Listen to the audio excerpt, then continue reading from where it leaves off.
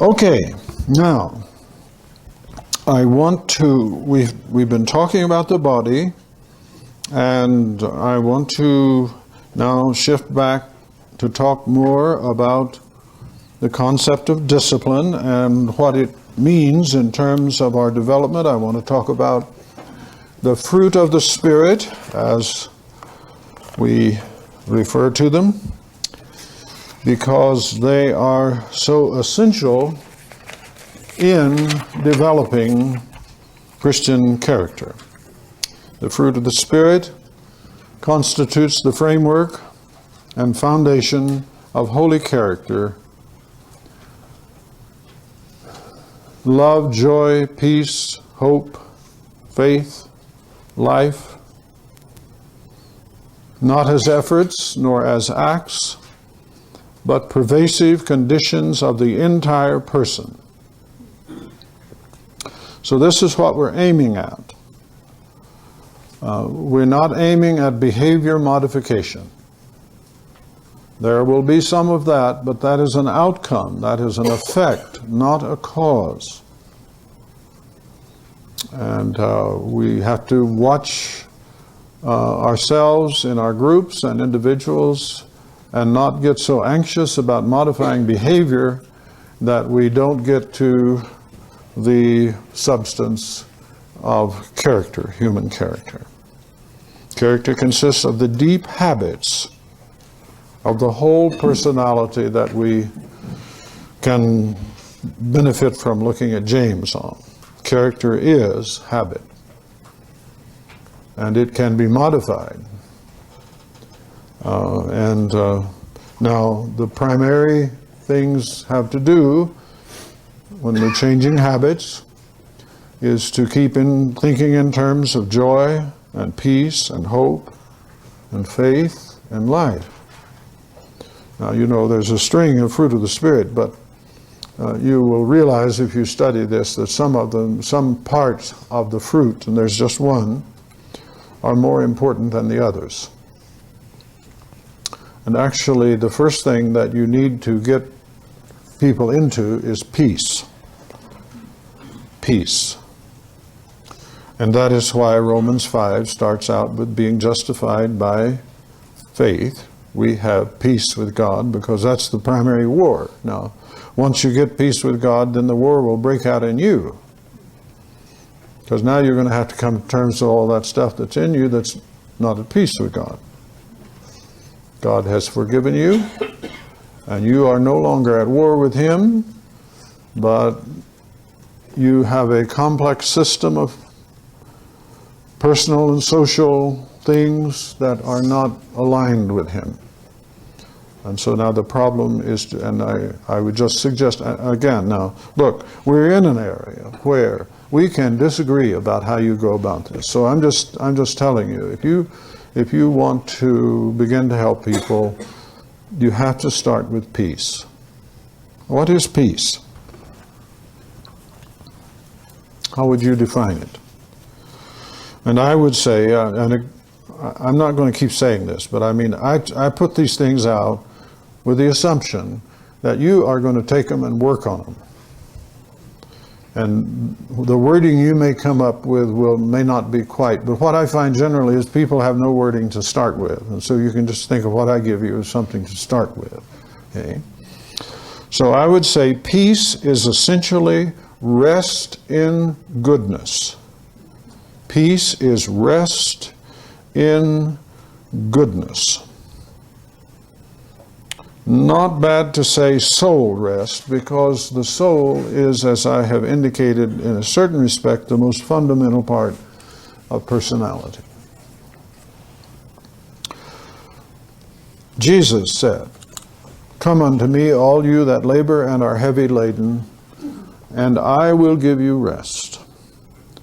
Take my yoke upon you and learn of me, for I am meek and lowly of heart, and you will find rest unto your soul." That means it will be deep rest. and it will hit your body. It will hit it'll hit your thoughts. They'll stop chasing one another around like a dog chasing its tail. You will come to emotional rest, and you will be at peace with others. It's not an accident that the book of Hebrews again says, follow holiness, but peace.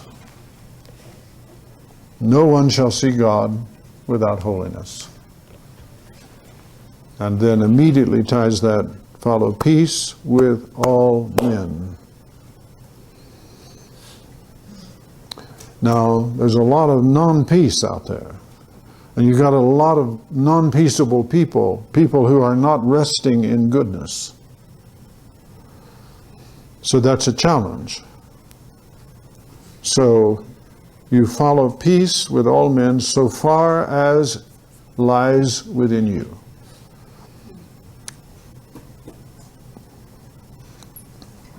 But to be at peace with others, to not live in a confrontational posture, especially with those who are nearest to you,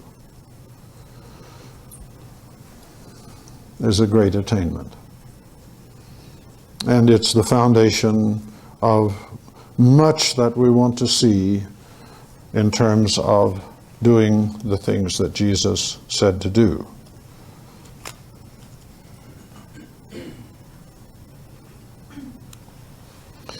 Hebrews 4 talks about the rest of God. We enter into a rest. We may not, as Hebrews 4 indicates. It's something we have to make sure that we enter into the rest of God, the rest that God has provided. It talks about Sabbath in connection with rest. And that's essentially the point of the Sabbath, is to cease from your own deeds. Now, in order to do that, you have to have come to a place where you are beginning to trust God, because otherwise you will keep hacking away at things. And the Sabbath is designed to put an end to that for a brief while. Sabbath really means that you rest in the goodness of God, you trust Him. And you know perhaps that there are many Sabbaths discussed in the Scriptures. There is a Sabbath year. And the whole point of the Sabbath year was to trust God, to let His provision be there to provide for you.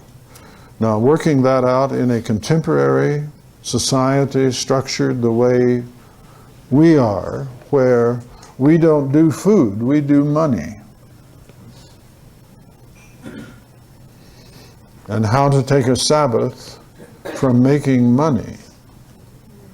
See, that's a different kind of an issue. But really the point is to help us come to grips with our dependence on God, however that works out. And it's not so much the money as where it comes from that we have to think about. But peace means a rest in goodness, that the goodness is there, it is God's provision, and I don't particularly know where it comes from perhaps, but I can rest in it. Now, if you have peace, you very likely will have joy. It's very difficult to think of the elements of the fruit of the Spirit as independent of one another. You might readily think that a joyless peace would not be much of a peace. And joy without peace is probably something closer to hysteria. So you need to think of these things together as we discuss them. Joy is a pervasive and firmly established sense of well-being. It's a pervasive sense of well-being. Peace is rest in goodness. It has to do fundamentally with a posture of the will. Joy is not so much a posture of the will. It is a condition of the person with a certain feeling tone. Joy is not a feeling. None of the parts of the Spirit, gifts of the fruit of the Spirit, none of them are feelings. And we really need to know that. And if we don't know that, we will wind up trying to cultivate a feeling instead of cultivating a condition. A feeling is different from a condition. The fruit of the Spirit involves a number of different conditions. And I would say with joy, a pervasive and firmly established sense of well-being. Now, obviously that would go with rest in goodness. Okay? So now, if we're going to teach people how to do what Jesus said, this is what we look at. And I'm hoping that you immediately see what a difference this would make just with these two things. And we want to go through a few more of them here. What a difference that would make in action.